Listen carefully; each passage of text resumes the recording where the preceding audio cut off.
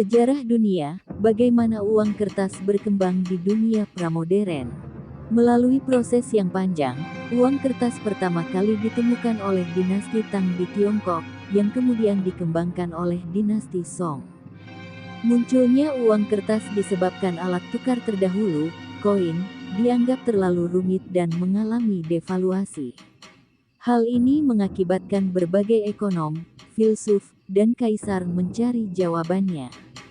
Pada era abad pertengahan, Tiongkok telah mengembangkan teknologi baru, serta berbagai cara untuk memvisualisasikan uang, yang memungkinkan mereka mengembangkan uang kertas pertama di dunia, ungkap sejarawan Jared Krebsbach pada laman The Collector.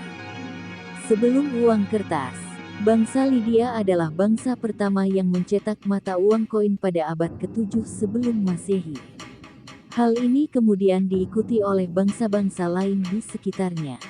Persia, Yunani, dan Romawi Achaemenid mengembangkan mata uang koin dari perak, emas, perunggu, dan tembaga.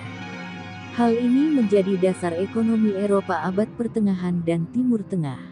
Di sisi lain, ketika mata uang logam dikembangkan di barat, ia juga berkembang secara mandiri di timur.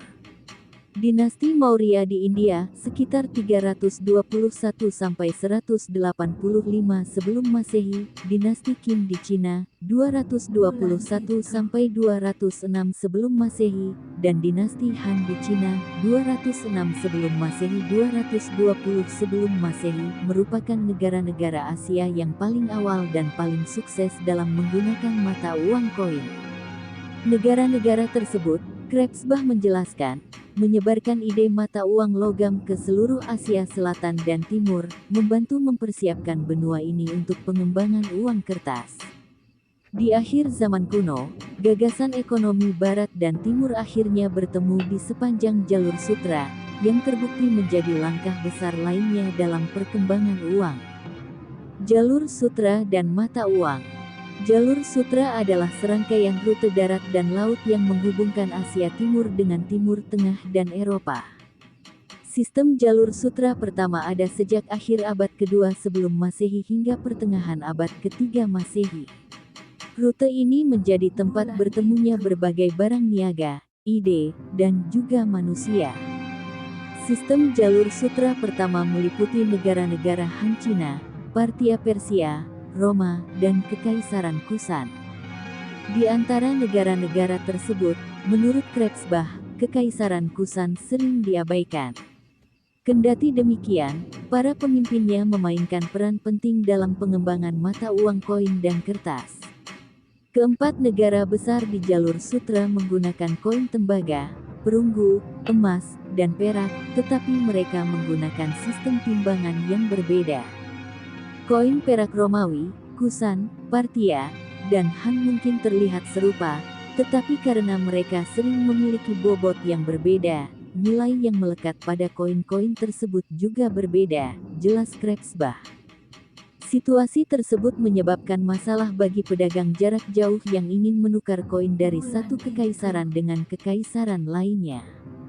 Para penguasa Kusan menemukan cara yang sederhana namun efektif. Ia mengajukan gagasan untuk mengkonversi mata uang dengan memperkenalkan koin Kusan yang didasarkan pada standar berat Romawi. Ide-ide seperti ini akan merembes ke seluruh dunia kuno dan awal abad pertengahan, yang pada akhirnya mengarah pada penciptaan uang kertas dan standarisasi moneter. Mata uang Tiongkok. Tatkala mata uang koin dikembangkan di Tiongkok, secara fisik ia terlihat berbeda dengan koin di daerah lain. Otoritas Han dan Qin mengembangkan metode standarisasi yang dikenal sebagai string atau guan. Dalam sistem tersebut, satu string atau guan terdiri dari 1000 koin yang diikat menggunakan tali atau benang. Cara ini menjadi standar mata uang koin di Tiongkok pada masa itu. Transisi dari koin ke uang kertas tidak akan mungkin terjadi tanpa teknologi yang tepat.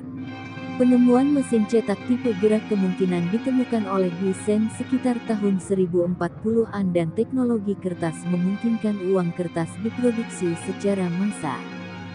Standar Guan dikodifikasi pada dinasti Tang 618–907 Masehi, tetapi pada masa itu ekonomi Tiongkok bergerak lebih dekat ke uang kertas, jelas Krebsbach. Penggunaan uang kertas pertama kali, yang dikenal sebagai uang kertas terbang, terjadi pada awal tahun 800-an. Awalnya, uang terbang hanya digunakan oleh pejabat provinsi, tetapi kemudian juga diizinkan untuk digunakan oleh pedagang. Mata uang kertas paling awal yang digunakan adalah jiaozi di Provinsi Sichuan. Mata uang kertas ini terbukti cukup sukses.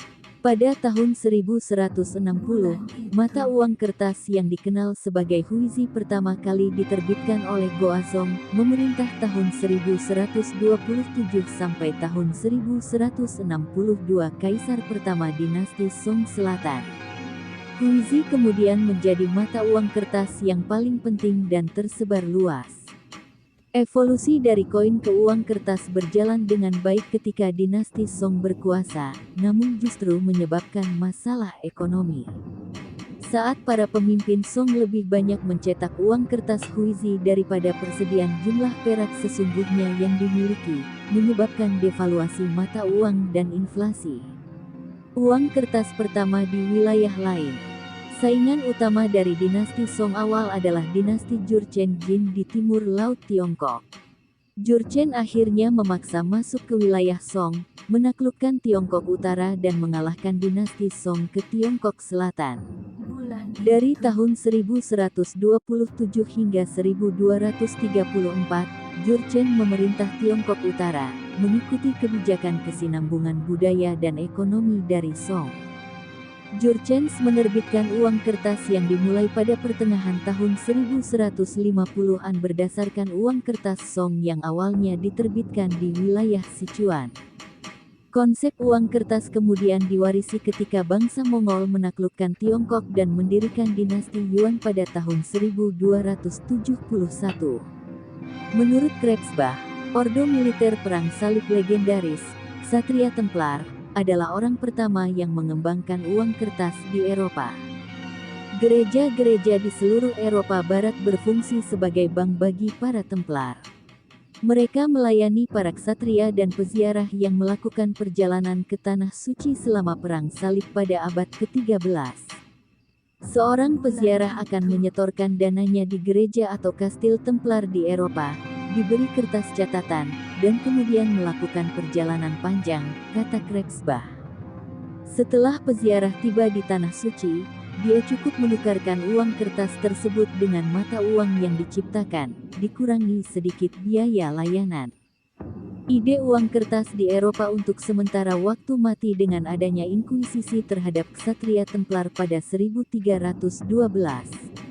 Tetapi kemungkinan dihidupkan kembali oleh jalur sutra ketika para pedagang Eropa berhubungan dengan uang kertas Mongol. Hal ini kemudian membawa ide tersebut kembali ke Eropa. Pada akhir abad pertengahan tinggi, ide mata uang logam dan kertas telah berkembang pesat di sepanjang jalur sutra.